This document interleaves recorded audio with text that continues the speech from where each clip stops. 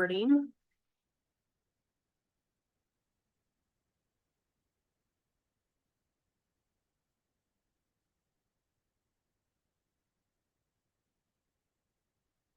My trusty clicker is going to work. You guys, before I get started, I really want to thank Loga for the invitation to come here and speak to you today. I used to be a Colorado native, and I've recently relocated to Casper. And so I wish I would have gotten involved in your organization while I was still local down here. But anyways, thank you so much for the opportunity. And I'm really excited to be here today. Just a little bit about myself. Mary Beth gave me a great introduction. But you can see I love to fly fish. I love to hunt. I love the outdoors. And basically I've been with John M Campbell PetroSkills since 2008. I do a lot of training. So my job is I cover a lot of different things. I do a lot of content development. I travel a lot and I do a lot of training. And so that's given me a really global perspective in terms of the oil and gas industry because I work internationally. And so what you're going to find, I hope you find this presentation entertaining and some really amazing statistics in here. But before we get started, this is my company or the company I work for. PetroSkills is now part of the CompC Alliance, and we do CompC management, competency consulting, training and development, and software solutions. All right. The legal bit, this just says don't make any financial investment decisions based on the content of this presentation because we will not be held liable for any actions that you take as a result of learning this information. All right, now let's talk about the LNG value chain. All right, so basically the LNG value chain is a method of transporting large volumes of natural gas. And so it allows countries such as us, the Middle East, and Australia, top three, to sell their natural gas to other locations internationally that do not have those resources. The US is the largest producer, and Japan, China, and most recently the EU are our largest customers. But basically we make money because we can sell our gas that has much cheaper prices to locations that have elevated gas prices. And so that's basically how we make our money. But it's also way more flexible than pipeline gas, all right? Now, this gives you an idea of how the industry started. This is an integrated value chain. And basically, the first LNG facility happened to be in Algeria.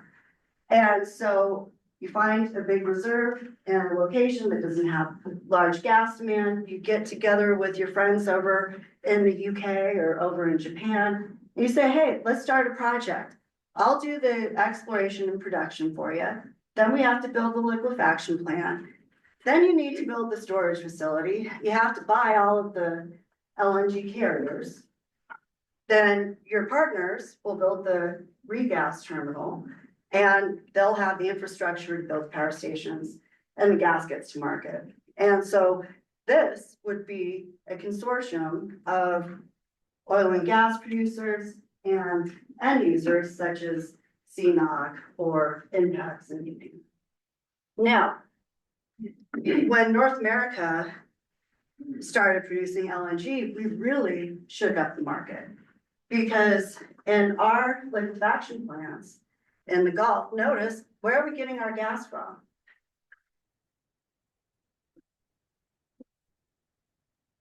See up here, I apologize. You can see here's my natural gas value chain. And so here's all of our gas production. We go through our gas processing module. Everyone upstream is taking out all the liquid hydrocarbons and they're putting the natural gas in our big transmission lines. And so basically companies like Cheniere, Venture Global, Freeport, they build these plants, they buy pipeline gas. So there's much less infrastructure, so we're way more competitive. And what was the price of the Henry Hub this morning? Anyone? $3.50. All right, that's cheap, like $3.50 a million BTU is really cheap gas. And so as a result, this gives us a huge competitive advantage. And I will show you an example merchant structure, all right? So by US getting into the LNG export, we now have significantly different contract structures that are tied to the Henry Hub pricing, and we're exceptionally competitive, very competitive. All right, now I mentioned LNG as a transport business. And so this just gives you an idea of nominal gas transportation efficiency. You can see on the bottom here is in kilometers, all right? So for example, if I was to make LNG and I sent it from Houston to Chicago, notice up here, what's my transportation efficiency? How much natural gas do I still have when I get to Chicago? 92%, right? Let's say I was going to go from Corpus Christi and go over to our friends in the UK. That's 10,000 kilometers or 6,300 miles. Notice how much natural gas I still have left. Call it 98, 99%, or yeah, sorry, 89%. So it's very efficient means of transporting very large volumes of natural gas. Now notice what happens to my pipeline efficiency the further and further and further I go. What's happening with this? I have less and less gas in the pipeline. Why? Pardon? Just like pipeline long? No. How am I moving that gas down the pipeline? It's all my gas compression. All right, and so that's the difference between, or the limitation with moving natural gas via pipeline, because now I need a whole bunch of compression. And if I'm not burning my gas molecules, then I have to buy someone's electrons. All right. So let's talk about a brief history of LNG. Now, I find this shocking. Very first natural gas to be liquefied actually happened in 1845 by Michael Faraday. The Germans have been into compression since 1873. They made the first refrigeration compressor back then. That's wild. I mean, it's absolutely incredible. 1959, first ocean transportation of LNG from Louisiana to the UK on the Methane Pioneer. And so they were making LNG on a barge and they shipped it all the way over the UK. And that was the first instance of ocean transportation. You can see in 1964, first commercialized application, Algeria to the UK. And then 1969, ConocoPhillips built Kenai LNG facility. And we started importing from Alaska to Japan. All right, so in terms of 1970, at this point, we were building regas terminals. We were building LNG import terminals because we thought we were going to run out of gas. But then in 2009, our shale gas revolution happened, and now we have abundant gas.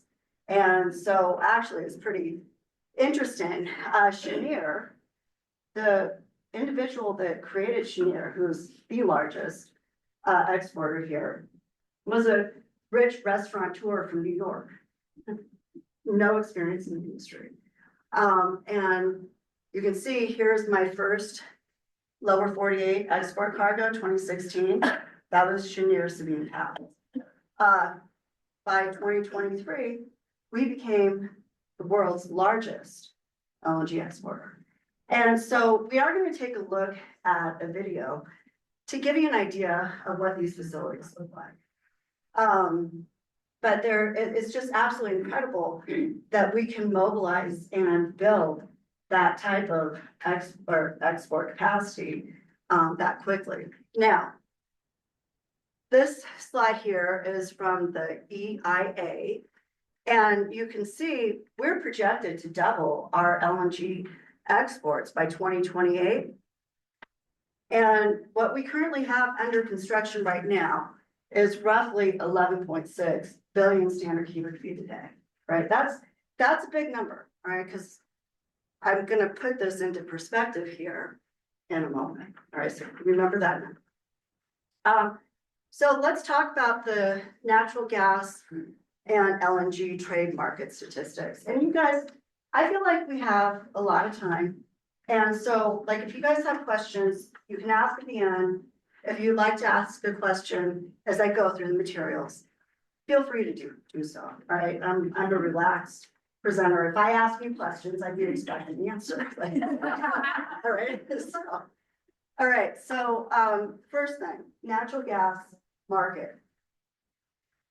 What I'm showing on this pie chart was the 2023 global energy consumption.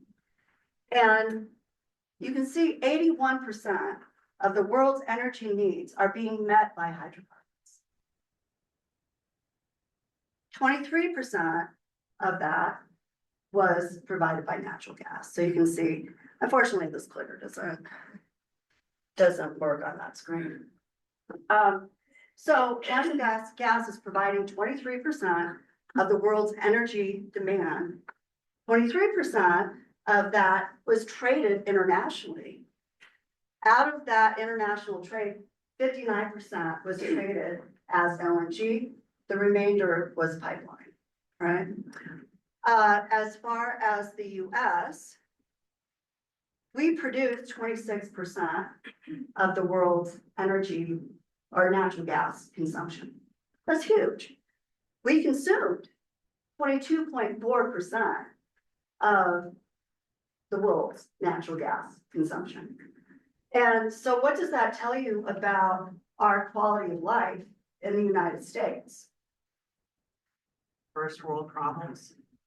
You guys, we are so rich. I don't know, like, if you haven't had the opportunity, start traveling internationally, because you will have a serious appreciation for how good we have. All right, it's huge. How much of the 22.4% is domestic use versus like industrial? Oh, I don't have that statistic. For questions like that, get on the EIA, because they have tons of really great reports. So if you're curious about things like that, they do have a natural gas report in there that you'll find. But the other thing that's really interesting here is natural gas provided 40% of the increase in the global energy demand. That's huge. I mean, these numbers are astronomical. We exported 12% of our total production. So you can see we produce roughly 103 billion standard cubic feet a day. We're exporting 12 BCF. Now we have another 12 BCF under construction. So what that's going to translate into is 24% of our current natural gas production is going to go overseas. And so that could have some potential implications in terms of the gas market here. Because if our gas production and supply doesn't increase commensurately, you know that the Henry Hub pricing is going to have to go up. It just will. That's reality. Now let's talk about global LNG. When we talk LNG, we talk million tons per annum, right? And train sizes are million tons per annum. That's just the language of trade, if you will. So you can see LNG trade roughly 57.4 billion standard cubic feet per day, or 400 million tons per annum. We exported 21% of that total LNG trade. Global liquefaction capacity, 483 million tons per annum. But look at that proposed pre-FID liquefaction capacity number. That's huge. That will more than double what we, and that isn't just in the US, that is globally, right? Qatar's growing their exports as well.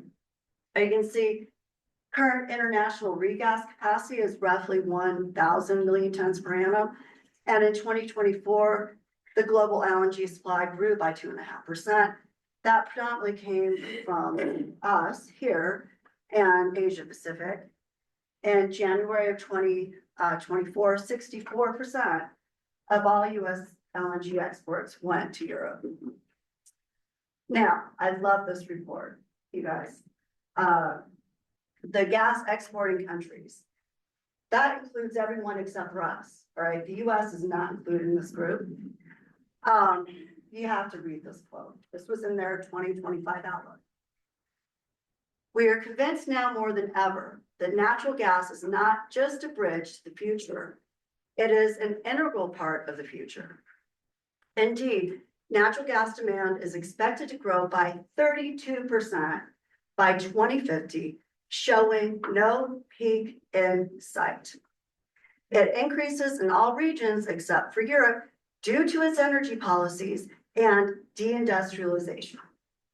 What I love about this quote is they said the quiet part out loud about what's happening in the UK. And now, as far as natural gas demand drivers, it's a growth fuel. So, we have this big AI, expansion. Well, a lot of those AI centers are going to be gas turbine driven, growing economies. It's also a switch fuel. So if I go from coal to natural gas, I save 50% on my greenhouse emissions. It's also a backup fuel because of, intermittence, they're variable energy producers. When they're not producing, you need a backup source of power. And it's also a great transportation fuel. So you'll have 23% less greenhouse gas emissions. All right. So what is LNG? You'd be surprised. It's not just methane. All right. It's methane, ethane, propane, and butane. So C1 through C4. It's cooled to minus 260 Fahrenheit, and it is stored and shipped in atmospheric conditions at minus 260 F. And it's shipped around in specialized carriers, trucks, ISO containers. 175,000 cubic meter ship. So that's very standard carrier size in this day and age. Has 3.6 billion standard cubic feet sitting in that vessel, one vessel. There's a 600-to-1 volume reduction. That's from standard gas conditions to LNG. All right. It's primarily used for heating and power generation.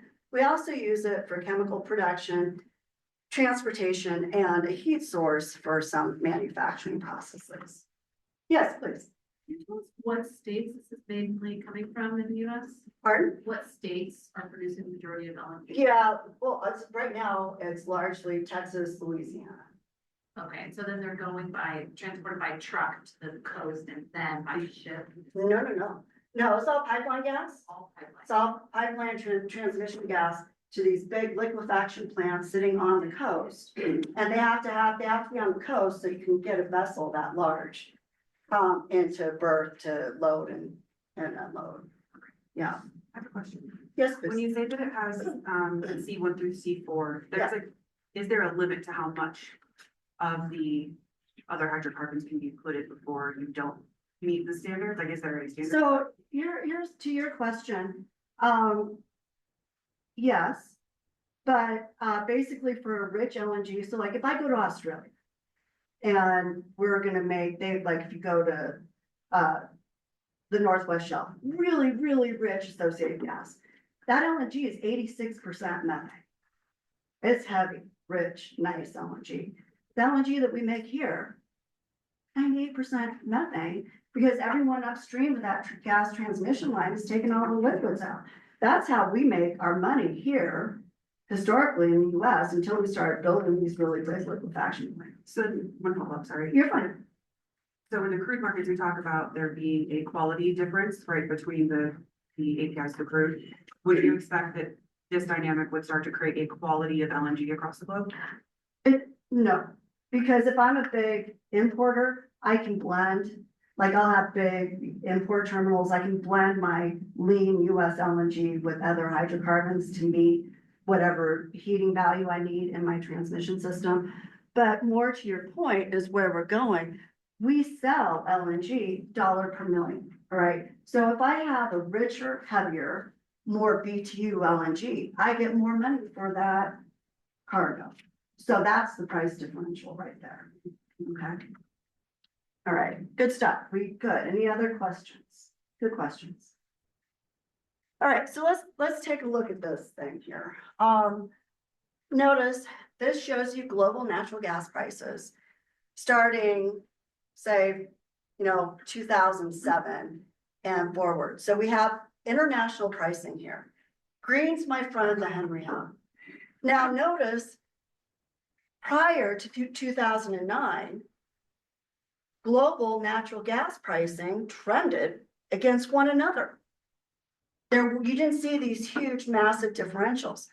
Come 2009, US shale gas revolution, and look at what happened to our gas pricing versus the rest of the world. It diverges.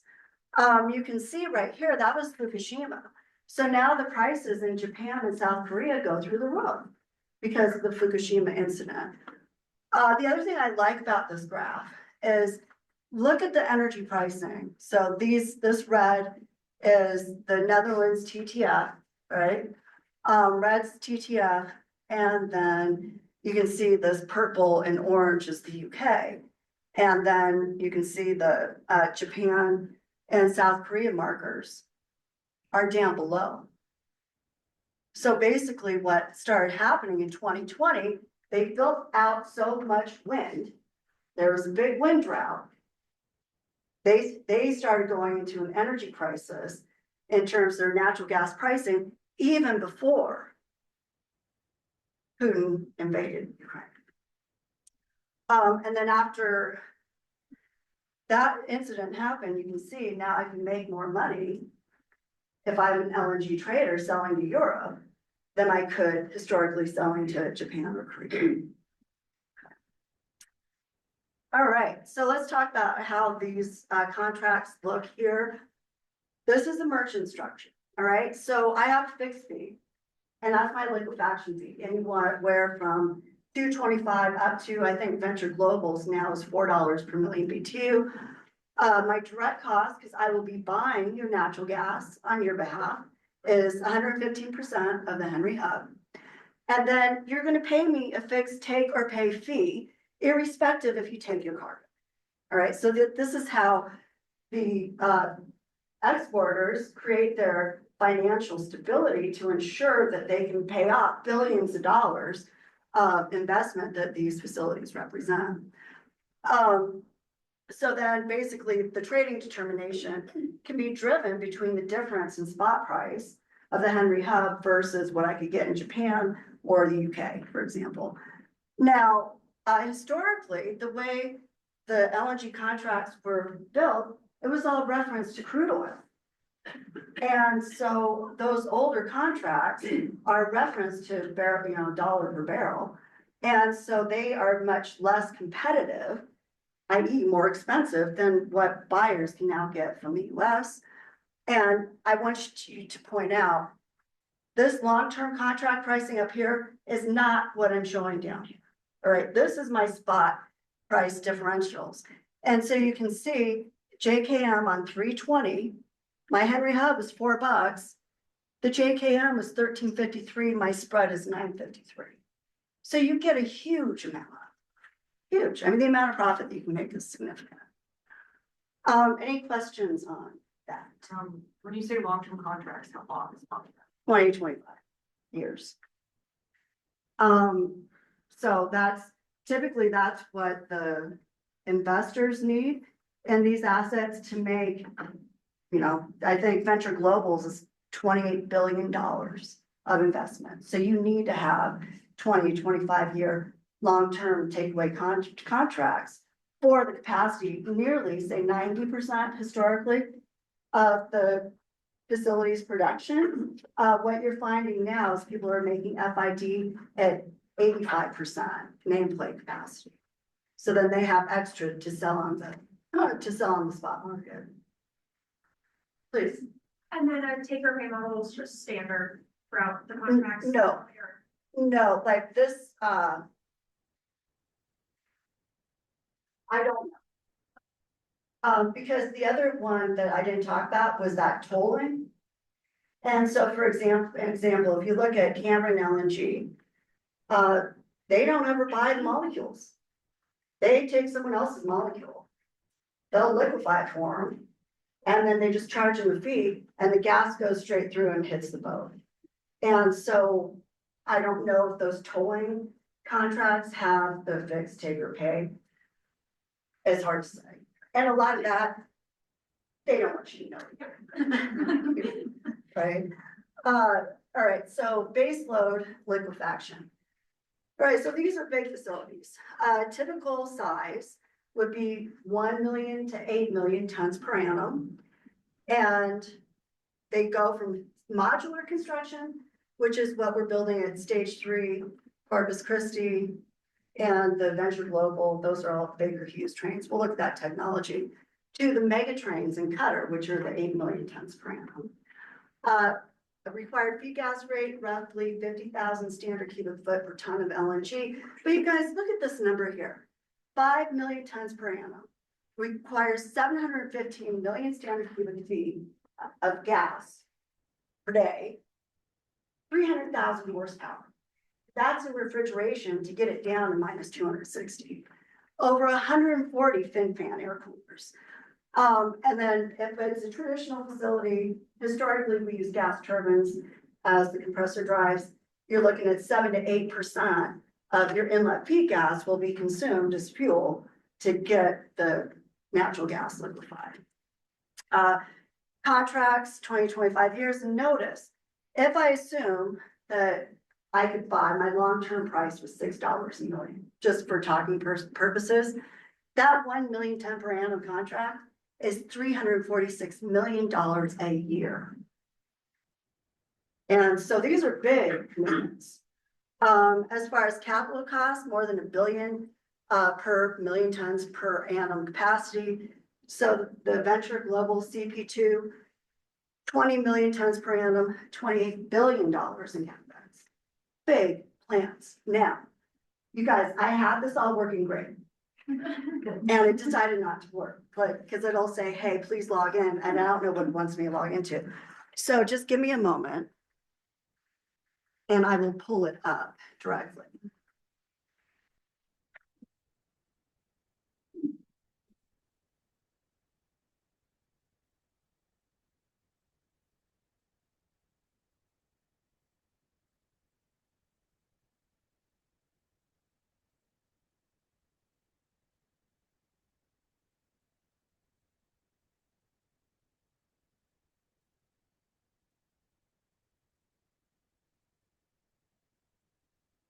So there's music to this, but it's not working. You just want to. All right, so Bechtel, they built 30% of the world's liquefaction capacity.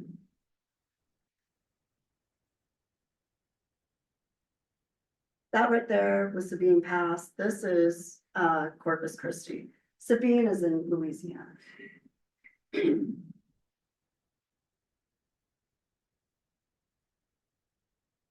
Those are the coal boxes.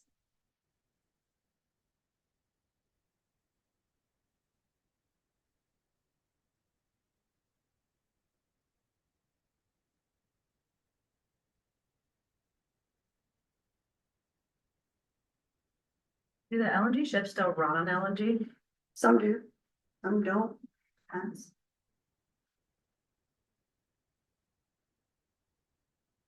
Those are the gas turbine air intakes.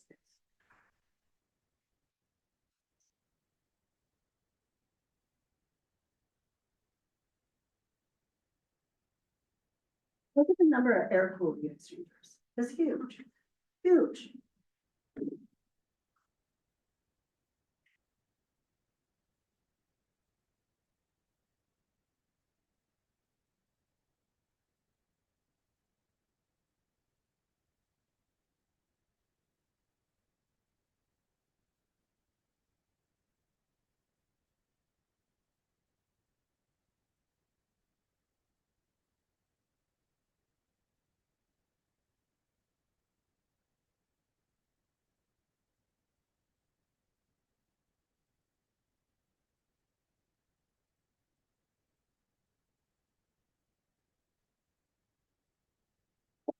So we just got a very rapid tour of Cheniere's facility. And let's see, I need to.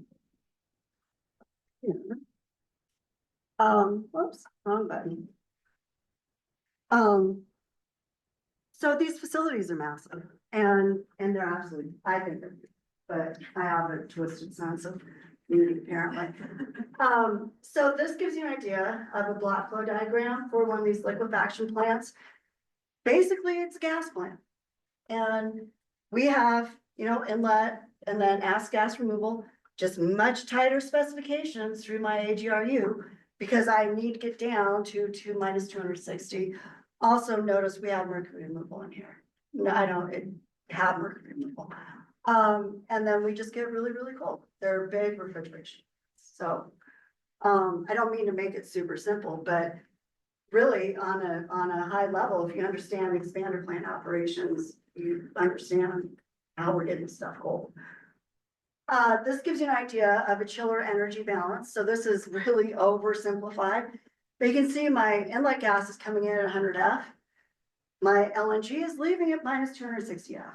And basically I'm getting that gas down to minus 260 and liquefying it by the latent heat of vaporization of a whole bunch of refrigerants, all right? And so this gives you an idea. This is the ConocoPhillips optimized cascade. The facility that we just saw in that video is this technology, okay? So Corpus Christi stage 1 and 2 are COP cascade. And the way this process works, notice we have our feed pretreatment. We come in at roughly call it 70 Fahrenheit. I have this propane refrigeration system.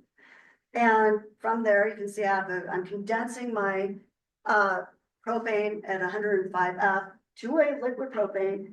And then we boil that propane to get your gas down to minus 30 Fahrenheit. But notice this green loop here, all right? That green stream is my ethylene refrigerant. So I'm using the propane to condense ethylene so I can get even colder in my ethylene cold box. All right, so you can see gas is leaving at minus 30. My ethylene refrigerant is condensed at minus 30. Now we're gonna boil off all that liquid ethylene. This is where the heaviest removal unit is, all right? If I have anything bigger than a C5 going into this facility, it will freeze. And so we need to be sure that we get all trace heavy ends out of our natural gas prior to going into the liquefaction unit. So that's where the heavy end removal unit lives. The gas now leaves ethylene cold box at minus 130 to minus 150 F. It's already, you guys, this is that pressure. It's already LNG. Please. So with the propane and ethylene, you're saying that those are pulled down and then burned as, No, I just boil them. so they evaporate. And then I recompress them. So like is it here, closed loop or do yeah, it's all you have close loop increasing demand for propane and ethylene? for any small amounts of leaks. So you can see here's my low pressure suction leaving the propane chiller. The compressors compress it up. All those gazillion fin fans condense it against atmospheric air. Now I'm high pressure liquid propane. I put that into my low pressure chillers. It sits in there and boils, makes my gas cold, and off I go. Do you have a sense of how much propane a facility like Cheniere would require? It's big. It's a lot. Like a whole boatload, like a lot. And the same for ethylene. So I mean, is you there- saw, Would you say then that with the doubling of LNG demand, you'd expect increasing demand for NGLs in the US as well? in terms of the overall NGL market, this is not even a percentage. I can't even, it's tiny. I mean, on the grand scheme of US production, no, I wouldn't. But notice, I go into this methane cold box and you asked a great question. So you're like, well, is that open loop refrigeration, basically? This methane cold box back here is open loop refrigeration. And so we're actually using the methane from the feed gas and recycling it around to get in this cold box here, those big things that we saw rolled out there, down to minus 245 at pressure. all right? We don't hit minus 260 until we do the final letdown into the LNG storage tank at atmospheric pressure. What pressure are we talking here? Like in atmosphere or? 600 pounds. Okay. But by the time, no, you guys, so I'm 600 pounds up to this point. Once I get into my methane cold box, we let it down in pressure stages. And then this final pressure right here, I'm probably looking at 25, 30 pounds when I'm at minus 245, all right? And then once we go and do the final end flash, I get down to minus 260. But notice we have all these boil off gas compressors, takes that gas, puts it back, recycles it back into the methane, basically. Sorry. Back in the room. Around horsepower says on that oil and gas that you did. Oh, 5,000. But that would be, like, for example, that plant you just looked at, 5,000 horsepower box. All right, they generally, they typically run 3 to 4. This gives you an idea of the heat exchanger equipment. Instead of having shell and tube chillers, propane chillers, they have core and kettle chillers. So now our gas and ethylene are flowing inside the vessel. So inside this vessel, I'm boiling propane. And then in these pipes and these brazed aluminum cores, I have my feed gas and my ethylene that's getting condensed before I go on to the ethylene cold box. This gives you an idea of what the ethylene and methane cold boxes look like. So what's actually in here is brazed aluminum heat exchangers, there's separators, there's control valves, bunch of other stuff. Now, that was ConocoPhillips, all right? They use pure refrigerants, which is different than the APCI C3 propane MR mixed refrigerant, all right? This technology here is roughly 68% of the world's liquefaction design, if you will. 68% of the plants in the world have this technology. Now, you can see up here, I have my purification, pretty standard. And then down here, come on, girl. Oh no, did you just decide not to work?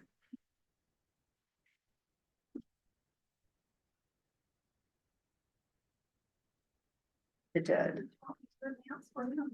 Oh, do you mind? Thank you. Just hit enter. Enter. Yeah, I think. You see it?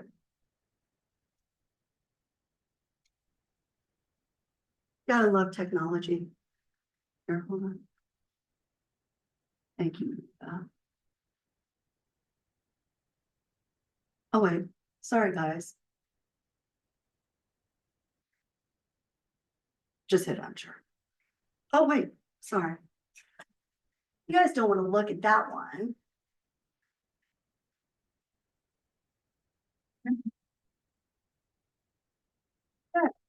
Sorry.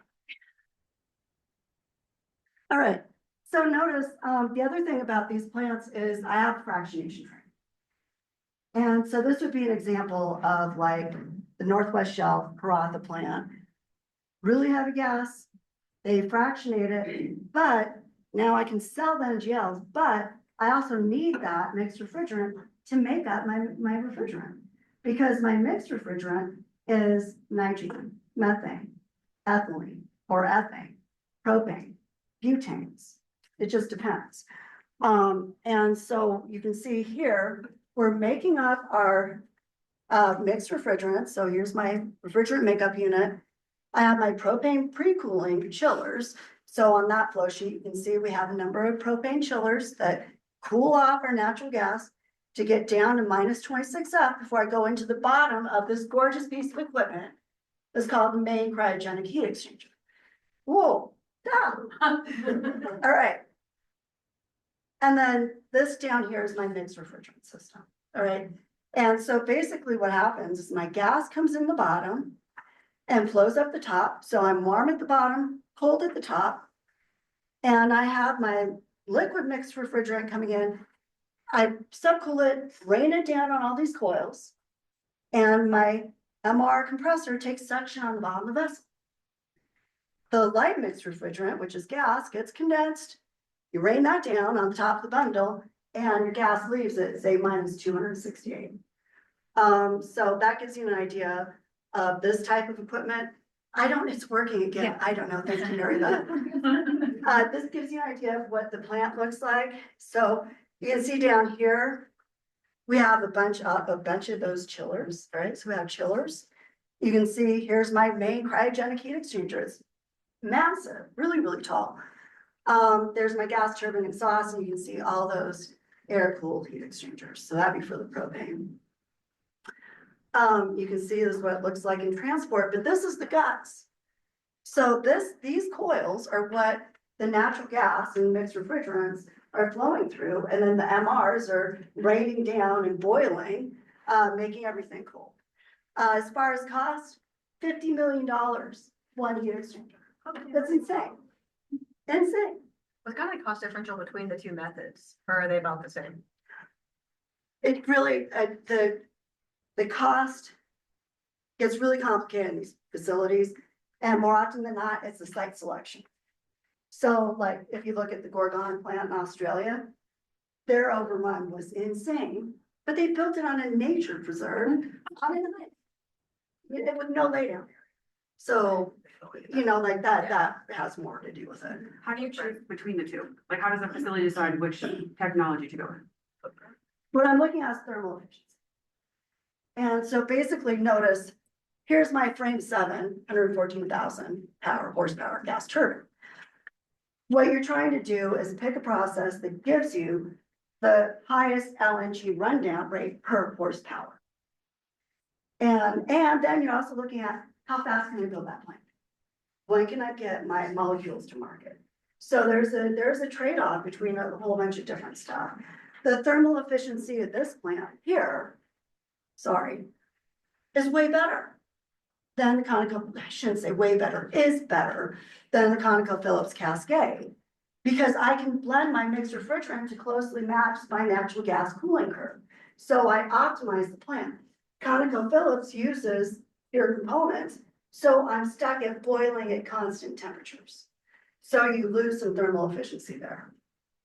Yeah, Who are the big EPC players in this space? Bechtel, Just Bechtel? Chiyoda.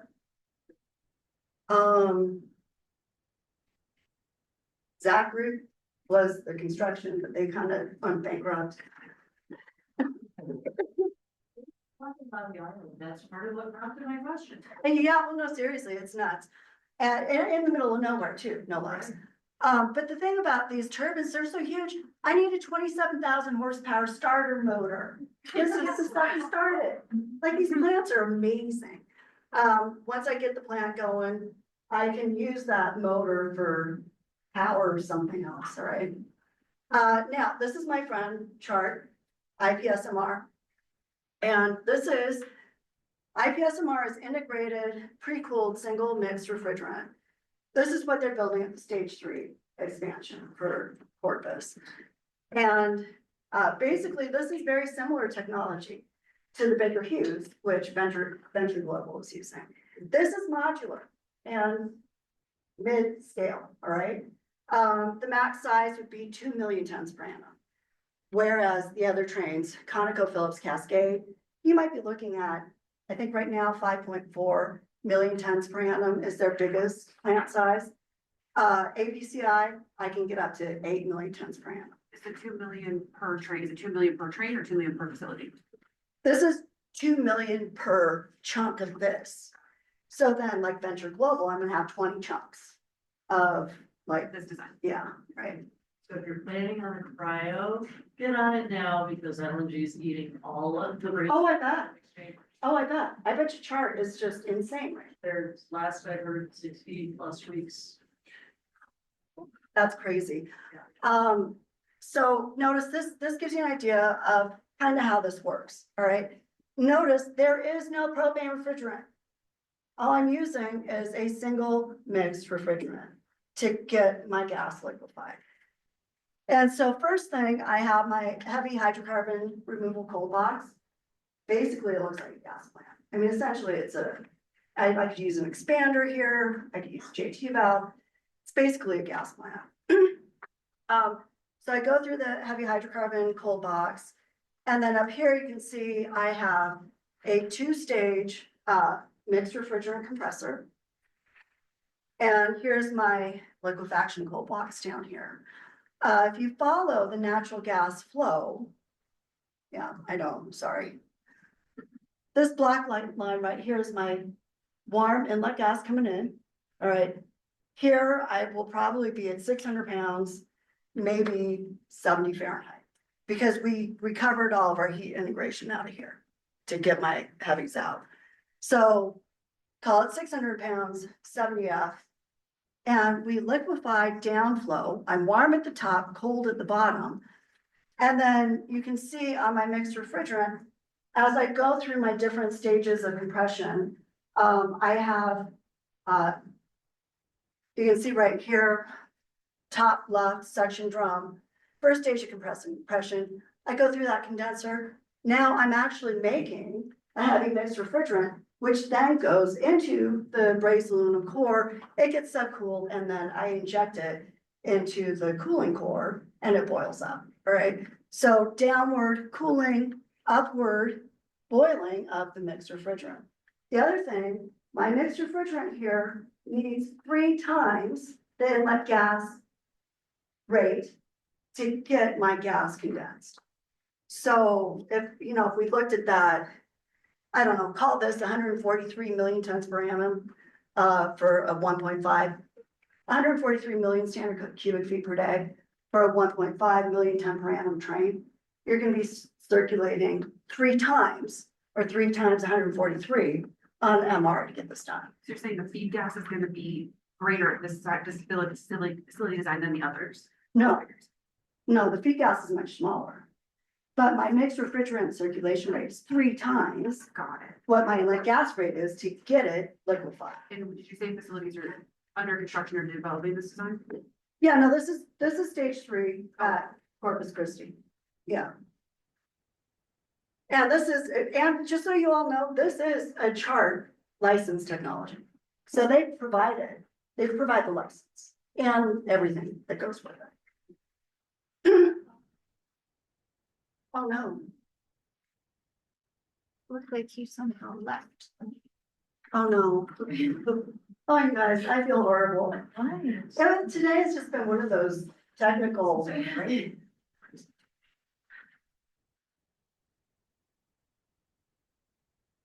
Blame it on the Wi-Fi. That's a legitimate one.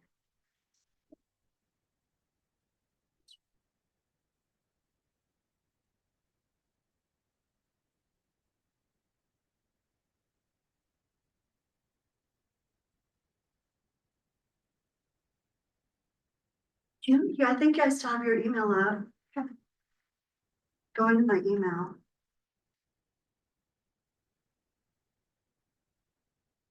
Right there to the right. Yeah, that's you.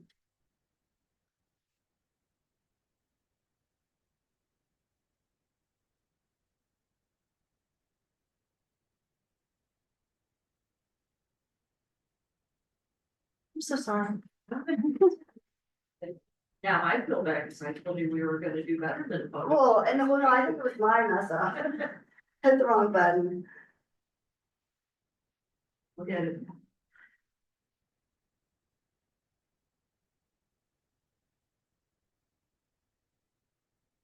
Thank God Mary Beth. I was just gonna say, I don't blame her. Mary Beth didn't know she was IT. Mary Beth to the rescue.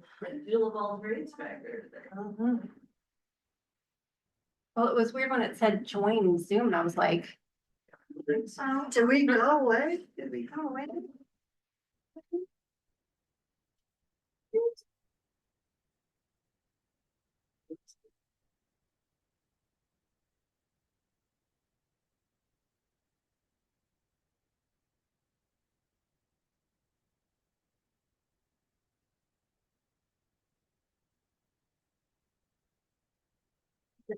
Yeah, I know. Is it still?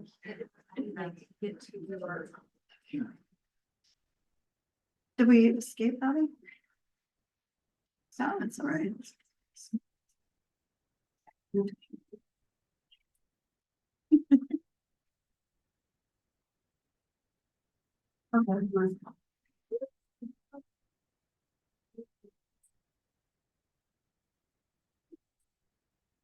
All right, so, oh, I'll let you fix that. I don't know.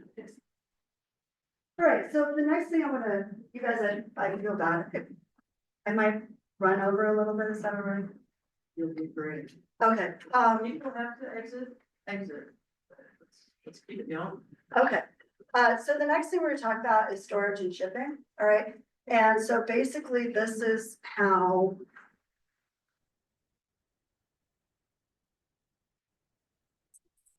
Here, hold on, no, hold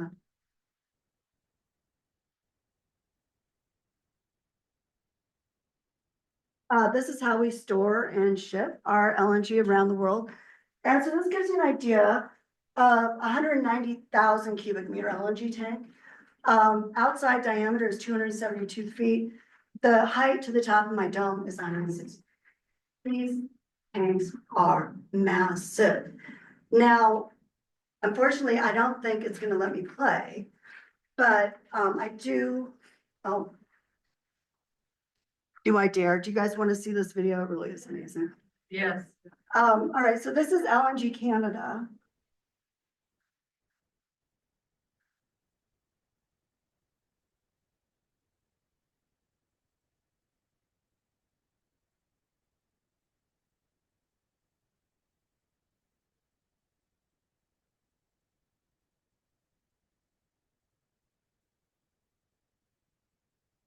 Why won't go full screen?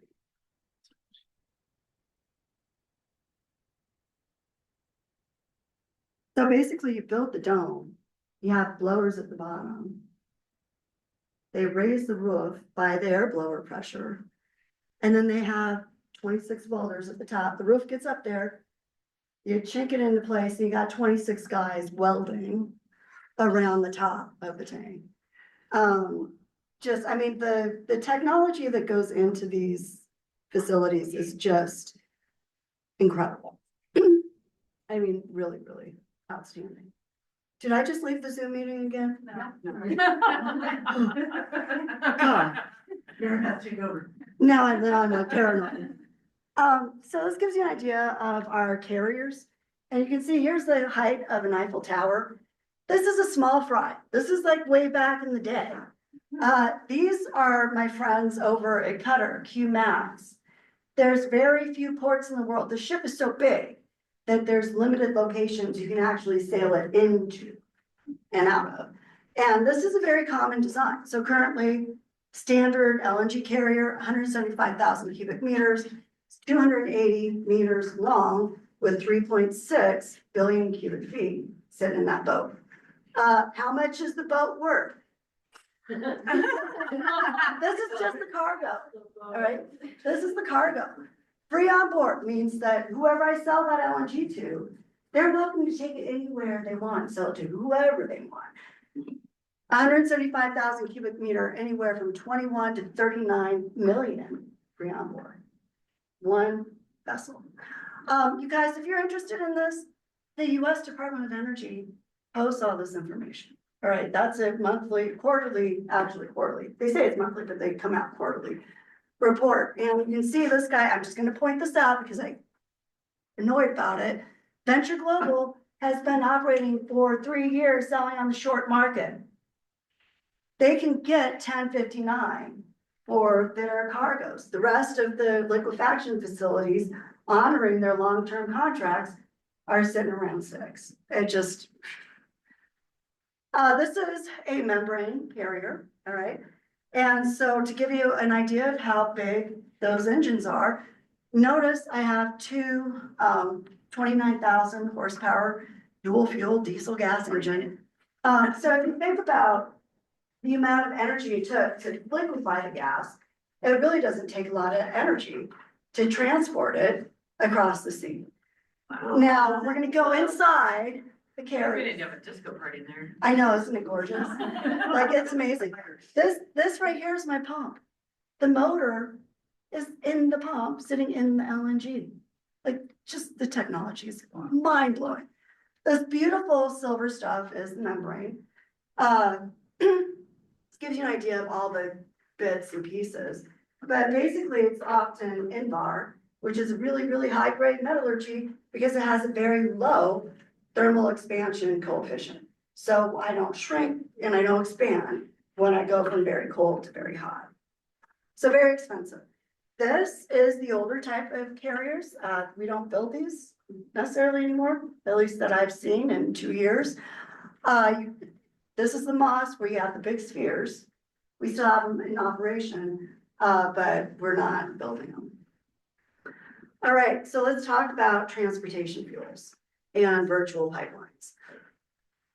If you guys are interested in things like this, Shell does great reports. There's a bunch of industry reports that they come out, but this is from our friends at Shell.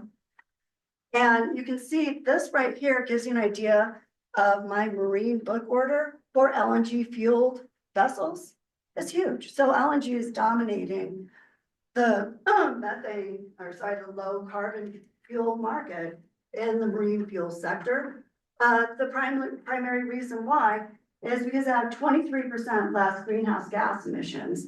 I get 20 to 80% NOx reduction, zero particulates, nearly, zero SOx. And this ECA, it's the environment, I wrote it down.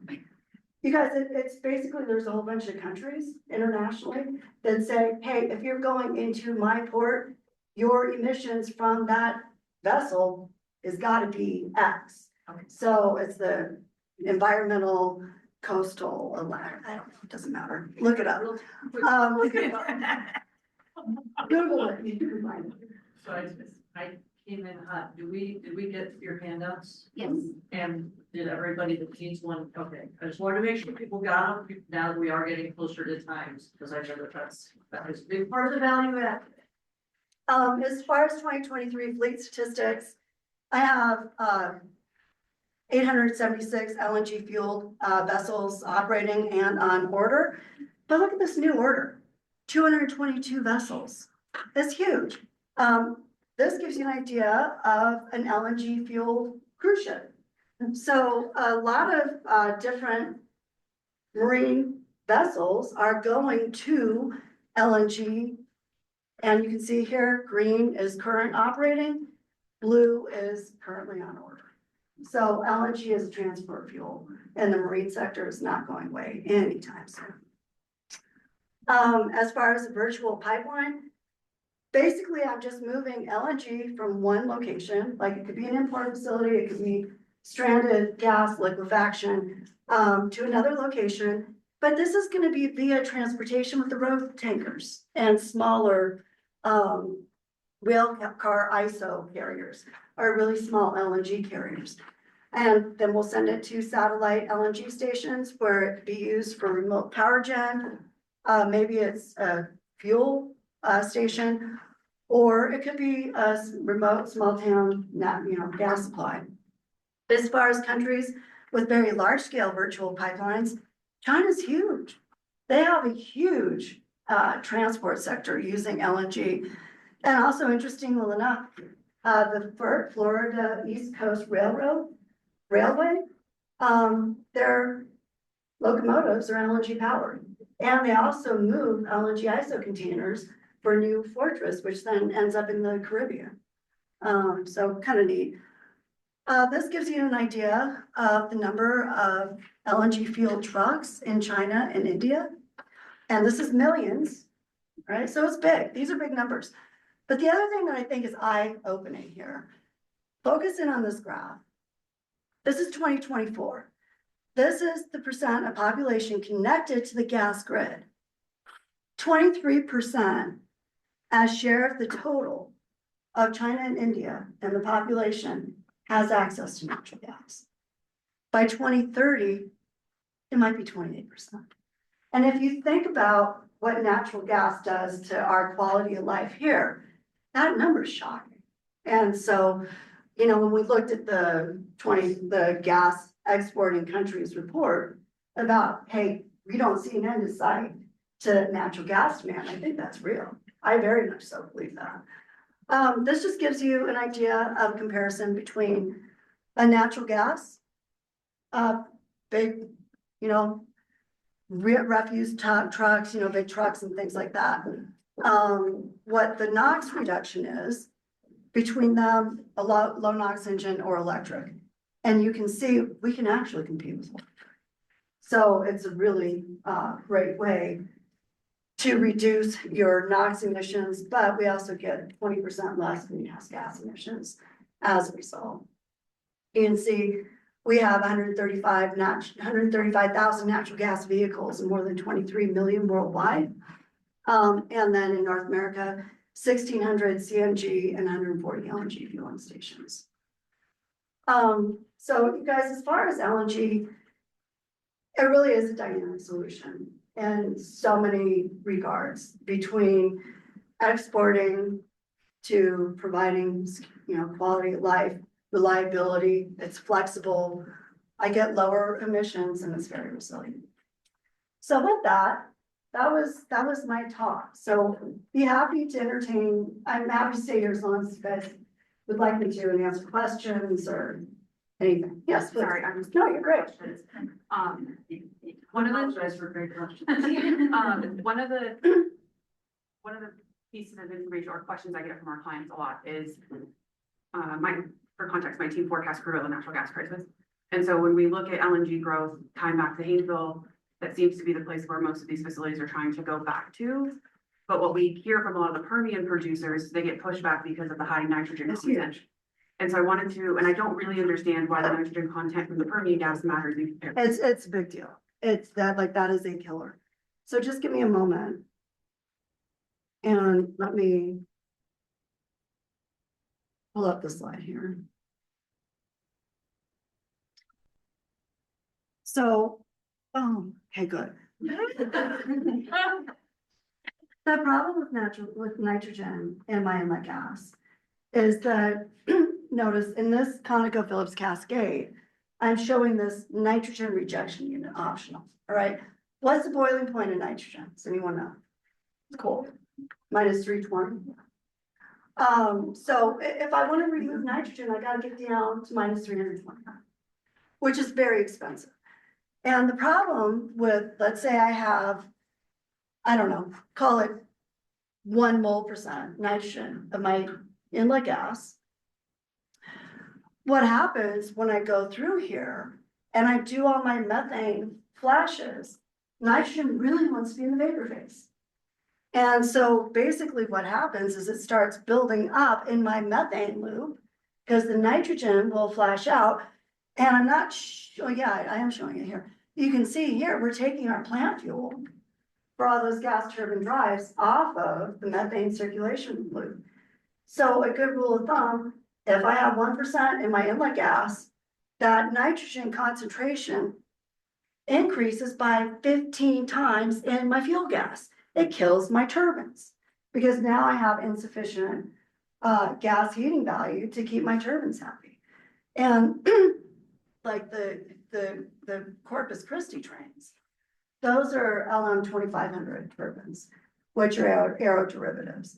They're much more sensitive in particular about your fuel gas quality. And then if it starts changing a lot, Baker Hughes has to come in and reprogram all your fuel mixing jets and controls to get them to run on the different lower BTU fuel. So in a world where the Haynesville runs out of inventory and can't supply as much gas as these 25-year contracts are written for, and you have to tie back to the Permian. Yeah. Can this facility or this portion of the facility be added in after the fact, or does it have to be designed? If I have the plot space, I gotta have somewhere to put it.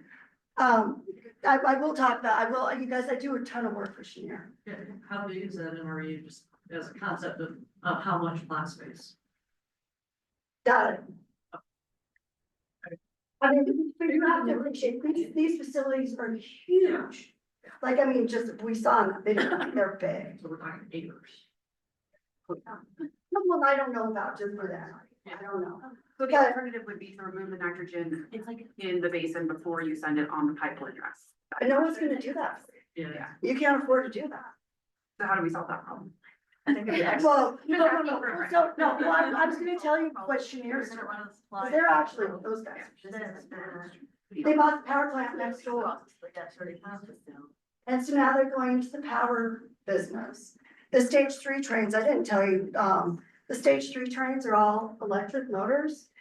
And so each train has 35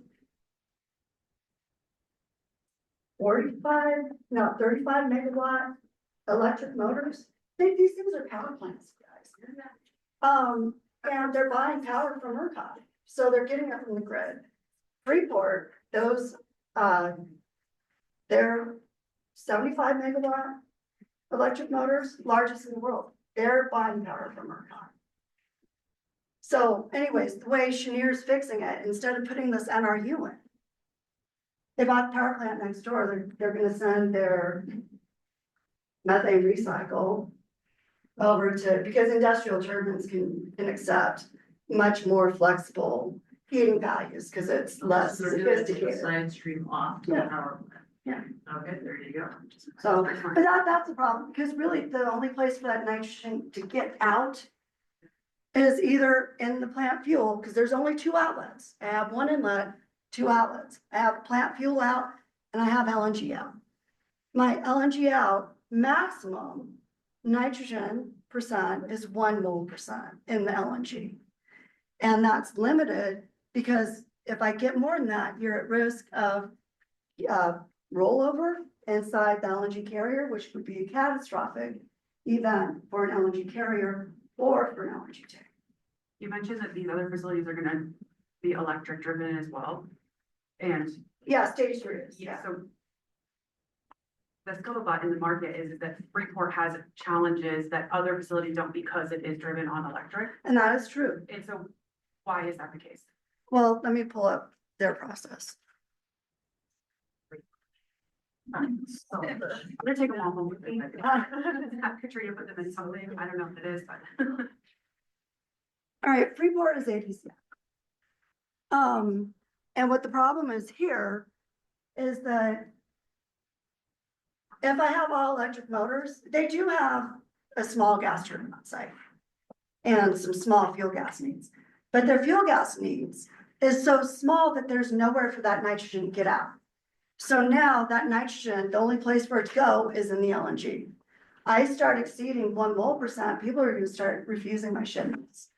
And so basically one option that they have is they would have to put a nitrogen stripper on their LNG rundown line and then figure out somewhere for that gas to go.